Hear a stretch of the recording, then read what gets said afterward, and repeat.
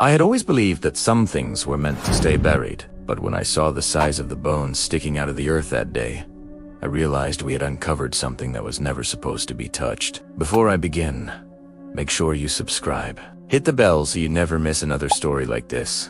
Drop a like and leave a comment. Trust me, stick around until the very end. What I discovered will shock you, and the ending is not something I ever forget. It all started in the summer of 2019. I had just graduated with a degree in anthropology and was working as an intern on a small archaeological dig in the northern hills of Montana. The site was remote miles away from the nearest town, tucked behind jagged ridges where the wind always seemed to howl, even on still days. We were told we'd be working on remnants of a long-forgotten Native American settlement. The dig was nothing special at first: shards of pottery, broken tools, the occasional bead or carving. But one late afternoon, while the sun was bleeding into the horizon, I noticed something odd protruding from the soil near the tree line. At first glance, it looked like a weathered branch, but the longer I stared, the clearer it became that it wasn't wood. It was a bony, thicker than my forearm, with a curve that suggested it belonged to something massive. I called over Dr. Harlow, the head of the project. She crouched beside me, brushing away the dirt with trembling fingers. The expression on her face was not excitement, it was dread. This isn't supposed to be here, she muttered. Within minutes, the rest of the team gathered around. We uncovered more fragments, each one impossibly large. A rib cage that spanned wider than a man's height, a femur longer than my entire body, and then, most disturbingly, what looked like a skull. But it wasn't like any animal skull I had ever seen. It was vaguely human, too: hollow sockets, where eyes should have been, a jawbone large enough to swallow a person whole. The air around us felt charged, like the moments before a storm. No one spoke above a whisper. The silence of the forest deepened, broken only by the soft scrape of brushes against dirt. That night, as we huddled around our small campfire, the conversation turned uneasy. Could be some prehistoric animal, one of the grad students suggested. Maybe a mammoth. Dr. Harlow shook her head. No. This looks human. But humans aren't supposed to be this big. We laughed, nervously, but none of us truly found it funny. Something about those bones felt wrong, like they carried a weight beyond their physical mass. Later, as I lay in my tent, I couldn't sleep. The night air was bitterly cold, colder than it should have been in late June. The wind rattled the canvas walls, carrying with it a low moaning sound that seemed almost deliberate. I told myself it was just the wind pushing through the ridges, but deep down, I felt like something was out there, watching. The next morning, we continued digging. The deeper we went, the more bones we found, all arranged in a way that suggested deliberate burial. And then we uncovered something else: large stones stacked into a crude pattern, forming a circle around the skeleton. On the surface of each stone, faint carvings were visible. Spirals, jagged lines, shapes resembling eyes. The symbols looked old, older than anything I had ever studied. One of the team members, a quiet guy named Marcus, refused to go near the circle. "This is wrong," he said. "This wasn't meant to be found." Dr. Harlow brushed him off, insisting we document everything. But I couldn't shake the unease. Every time I looked at the carvings, I felt them staring back, as though they weren't symbols at all, but warnings. By the third day, we had exposed nearly the entire skeleton. It was gigantic, easily 3 times the size of a normal human body. The skull alone was larger than a boulder. I remember standing at its side, looking at the empty sockets, and feeling the same instinct do you feel if I were standing too close to the edge of a cliff? An irrational but overwhelming fear that I might fall in. That night, sleep once again eluded me. Sometime past midnight, I heard footsteps outside my tent. Heavy, deliberate footsteps. I froze, my heart pounding, every muscle tense. They circled slowly, crunching against the dry ground. Then they stopped right outside. I held my breath, waiting for the zipper to slide open. But nothing happened. After what felt like an eternity, the steps faded away into the distance. In the morning, when I stepped outside, there were no prints in the dirt. None at all. I tried to tell myself I'd dreamed it, but Marcus looked pale and hollow-eyed at breakfast. He leaned in and whispered, "I heard them too." That was the first time I thought about leaving, but I didn't. I told myself I was imagining things, letting the creepiness of the place get to me. Then came the night of the storm. The sky split open with lightning, thunder rolling across the valley like cannon fire. Rain poured down in sheets, flooding the site. We scrambled to protect our equipment, but when the worst of it passed, we returned to find something horrifying. The skeleton the giant was no longer lying in the earth. The bones were scattered, as if something had clawed them free. The stone circle had collapsed, the carvings smeared with mud. In the middle of it all, there were footprints, enormous, unmistakable footprints leading away from the site.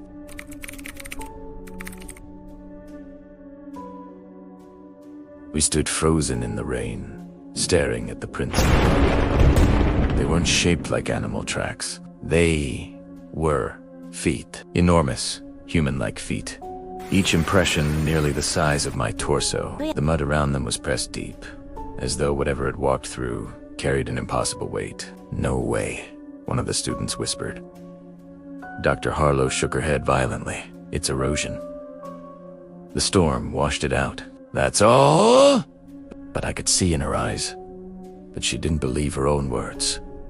"No, Nerfos." We tried to convince ourselves that vandals had tampered with the site. Maybe some locals wanted to scare us off. But the prints stretched far beyond the dig, disappearing into the forest where no one should have been walking barefoot in the middle of a violent storm. And the bones weighing hundreds of pounds hadn't just been scattered. They looked as though they'd been dragged. That night, most of the team refused to sleep. We stayed huddled together under the canopy, lanterns burning low, listening to the forest around us. The rain had stopped, but the trees dripped steadily, filling the air with a rhythmic patter.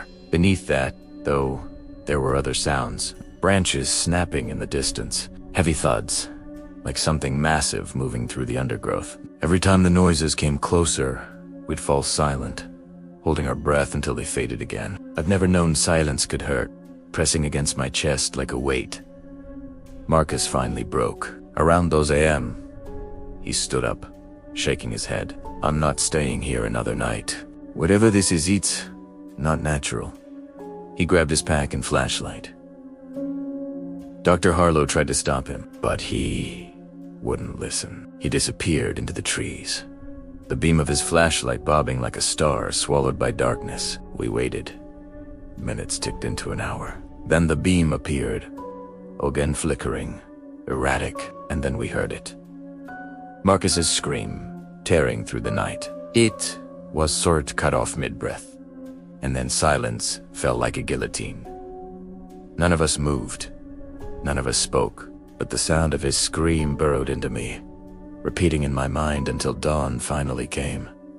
In the morning, we searched. There was no sign of Marcus. His pack lay abandoned near the ridge, his flashlight cracked and useless, but the earth around it told a story. The ground was torn, clawed as though by giant hands, and nearby new footprints, deeper this time, closer. Dr. Harlow insisted we stay, demanded we keep working. If we leave now, the site will be ruined, years of research lost. Her voice cracked, but her obsession drowned out her fear. Some of the students wanted to leave anyway. Others were too terrified to make a choice. I stood paralyzed between them, feeling like the forest itself was closing in. By late afternoon, the wind picked up again. It whistled through the ridges with that same mournful sound I'd heard on the first night. I noticed something strange about it this time beneath the howl. I could swear I heard a voice, low, guttural, speaking in a language I didn't understand. The syllables rose and fell like chants, vibrating in the pit of my stomach. That night, I didn't even try to sleep. I sat by the dying fire, staring into the shadows, and that's when I saw it. At the edge of the tree line, something moved. Something tall, impossibly tall. At first, I thought it was a tree shifting in the wind. But then it stepped forward. The firelight caught on pale, weathered skin stretched over a massive frame. A skull-like face with hollow sockets stared at us, mouth gaping in a silent scream. The figure stood there, watching. I wanted to cry out, to wake the others, but my throat locked tight. I couldn't move. I couldn't breathe. After what felt like hours, it turned and melted back into the woods, vanishing as silently as it had come. When dawn broke, I told myself it was a hallucination, a trick of exhaustion. But when I dared to approach the spot where it had stood, the earth was caved in with prints. Massive, unmistakable prints. The group fell apart after that. 2 students demanded evacuation, while another clung to Dr. Harlow, desperate to keep working. She argued that we were on the edge of a discovery that could rewrite history. But none of us cared about history anymore. We only cared about survival. We packed what we could and started down the narrow trail that wound through the forest toward the trucks. It was midday, but the canopy above was so thick it felt like dusk. The silence was suffocating. No birds, no insects, just the crunch of our boots and the hammering of our hearts. Halfway down the trail, the air grew icy cold. Breath fogged in front of our faces. That's when we heard it, the same guttural chanting I'd heard in the wind. Only now it wasn't distant, it was close, surrounding us. Panic erupted.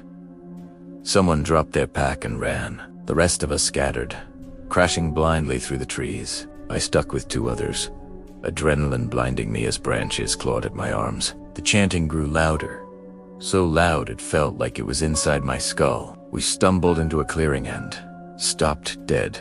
There, in the center, stood a circle of stones. Not the ones from our dig site, but another circle, older, darker, hidden deep in the forest. At its center lay a mound of bones smaller than the giants, but human, hundreds of them piled high. Skulls grinned through tangled roots, their empty sockets reflecting the dim light. And towering above the mound, half-shrouded, in mist, was the figure I had seen before, taller than any living thing should be. Its body was draped in fragments of rotted cloth, its hands grotesquely long, curling into claws. Where its eyes should have been, there was only darkness. One of the students beside me screamed. The thing raised its head slowly, and the chanting stopped. For a moment, there was silence. Then it stepped toward us. The ground shook beneath its weight. Trees groaned. Birds exploded from the canopy. Its presence was suffocating, like gravity itself had thickened. My chest seized, every instinct screaming at me to run, but my legs wouldn't obey. The giant lifted one massive arm, bones cracking as it moved, and pointed directly at me. I felt something tear inside my mind, as though the gesture had pierced more than flesh. Images flashed behind my eye storms. Fire, screams, mountains collapsing, bones scattered across endless plains, and through it all, a single voice whispering, "You should not have awakened me." Then it stepped forward again, and the earth split beneath its feet.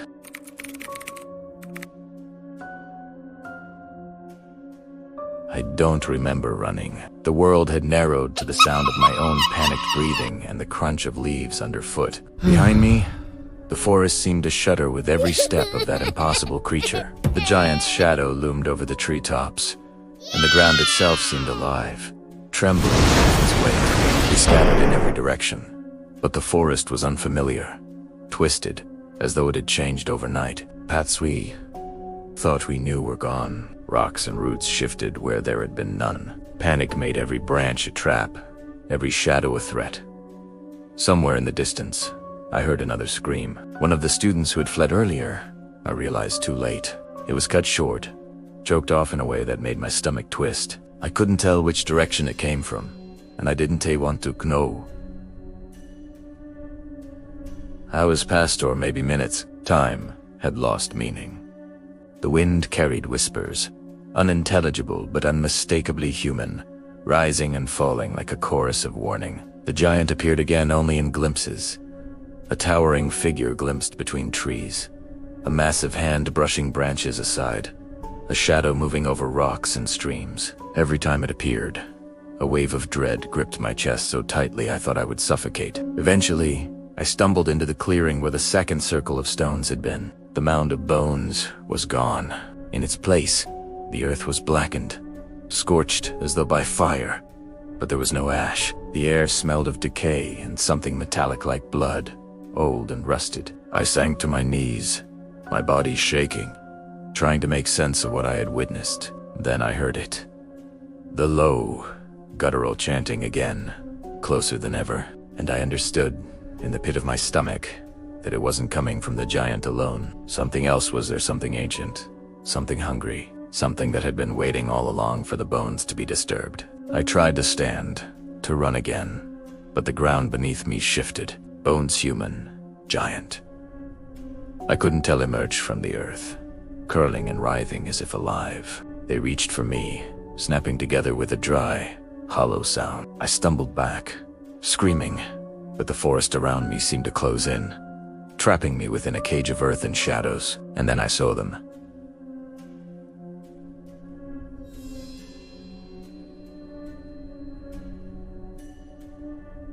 Hundreds of small, glowing eyes peering from the underbrush, watching, waiting. The whispers became clearer words forming in a language I couldn't comprehend, but I understood the meaning. You have awakened us. You have taken what was not yours. You will pay. The giant stepped forward again, its hollow skull tilted as though it were smiling or mocking. I could feel the weight of its gaze, not just on my body, but on my mind. Memories I didn't remember, fears I didn't know I had, all rose up in a suffocating wave. The bones around me twisted, forming shapes, figures, hands that seemed ready to grab me at any moment. I ran blindly, crashing through undergrowth, my lungs burning, my legs giving way. Behind me, the forest erupted with movement, shadows stretching and reaching. Every instinct screamed at me to stop, to hide, but I knew hiding wouldn't help. The giant could find me anywhere, and whatever had been buried with it had awakened too. Eventually, I broke through the tree line into the pale light of dawn. The nightmare forest ended abruptly, replaced by the hills and ridges where the dig had begun. But the relief was temporary. Where the giant had walked, the ground was caved in, scarred, the prints too vast to ignore. And in the center of those prints, embedded in mud and roots, was a single bone, a finger, impossibly long, curved and jagged. Primeta picked it up, unable to resist. The moment my fingers touched it, the chanting rose again, low and relentless, vibrating through my bones. I dropped it, and the sound faded. Butafir did not. I left the dig that day, abandoning my work, my research, my career. Dr. Harlow tried to convince me it was exaggeration, hallucination, or sleep deprivation. But I knew the truth. I had seen the giant. I had felt the curse, and deep down I understood that some things, once unearthed, never let go. Weeks later, I returned to town, trying to forget, trying to resume a normal life, but the nightmares persist. I dreamt of enormous eyes in the shadows, of hands clawing through the dirt, of the giant's hollow skull grinning at me from the edge of the forest. And then I started noticing signs in my waking hours. Shadows moving in ways that shouldn't be possible. Whispers on the wind when no one was around. Small bones appearing in strange places. On my doorstep, in the woods, behind my apartment. Inside drawers I knew I hadn't opened. I told myself it was coincidence, paranoia. But one night I received a message. It was a photo. A single, massive footprint pressed into a field near my home. And in the mud, spelled out clearly, was a warning in the same strange symbols carved into the stones at the dig site. Return what you took. I knew then that the curse had followed me. The giant was not just a relic of the past. It was alive in its own way, patient and eternal. And every time I closed my eyes, I could feel it watching, waiting, reminding me that some bones should never be disturbed. I write this now because I have no other choice. I need you to understand. If you ever stumble upon something buried, something massive, something unnatural, leave it. Don't dig, don't touch. Don't provoke what sleeps beneath, because once it is awakened, there is no turning back. I don't know if the others survived. I don't know if Marcus is still out there somewhere. But I know one thing. The curse of the giant bones is real, and it's patient. If you've made it this far, and you're still breathing. I urge you to do 3 things. Leave a comment below and share what part of the story chilled you the most. Hit the like button because it helps others discover these terrifying stories. Subscribe and ring the bell so you never miss another story like this one. Because trust me, some stories are best told before the cursed finds its next victim.